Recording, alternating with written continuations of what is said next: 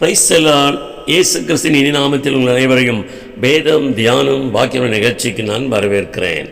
பக்தனாகிய தாவீது, தேவன் ஒரு தினம் விளம்பினார், 2 தினம் கேட்டேன், வல்லமை தேவனுடையது என்பதே என்று சொல்லி தேவனுடைய வல்லமை நாடினபடியினாலே கர்த்தர் அவனுக்கு சொன்ன ஒரு வார்த்தை, கொடுமையை நம்பாதிருங்கள், கொள்ளையினால் பெருமை பாராட்டாதிருங்கள், ஐஸ்வர்யம் விருத்தியானால் இருதயத்தை அதன் மேல் வைக்காதீர்கள் என்று சொல்லி சங்கீதம் 62:10 நாம் வாசிக்கிறோம்.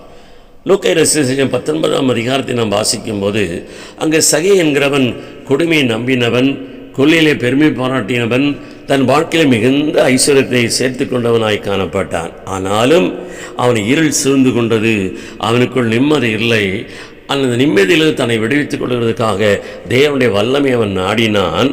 இயேசு அந்த வழியே வரும் பொழுது அந்த வல்லமையை பெற்றுக்கொள்ளும்படியாக அவரிடத்திலிருந்தாவது அந்த வல்லமை தனக்கு கிடைக்காது என்று சொல்லி அவர் எப்படிப்பட்டவரோ என்று வகை தேடி அவரை காணும்படியாக உயர்ந்த காட்டு அத்தி மரத்தில் ஏறி அமர்ந்து கொண்டார் என்று நாம் பார்க்கிறோம். ஆண்டவராகிய இயேசு அந்த இடத்திலே வரும் பொழுது அவருடைய வாஞ்சையும் அவனுடைய முயற்சியும் அவனை பார்த்து, சகைவே நீ சீக்கிரமாக இறங்கி வா, இன்றைக்கு நான் வீட்டிலே தங்க வேண்டும் என்று அவனை அழைக்கிறதை குறித்து நாம் பார்க்கிறோம். தேவனுடைய வல்லமை தனக்குள்ளே வெளிப்படுகிறதற்கு தடையாக இருந்த கொடுமையையும் கொள்ளையையும் அவன் விரும்பாதவனாக அதை தேவனுக்கு முன்பாக தூக்கி எறிந்தபடியினாலே அருமையான தேவ பிள்ளைகளை அவனுக்குள் தேவனுடைய வல்லமை வெளிப்பட்டது.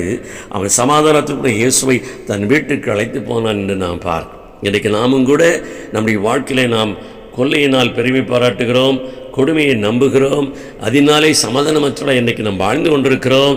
தேவ வல்லமை நம்மளை வெளிப்பட வேண்டும் என்று சொன்னால் அவளை தூக்கி எறிந்தவர்களாக தேவனுக்கு பின் செல்வோம். கர்த்தர் நம்மிலே மகிமைப்படுவார், பெரிய காரியங்களை செய்வார். ஆமென்.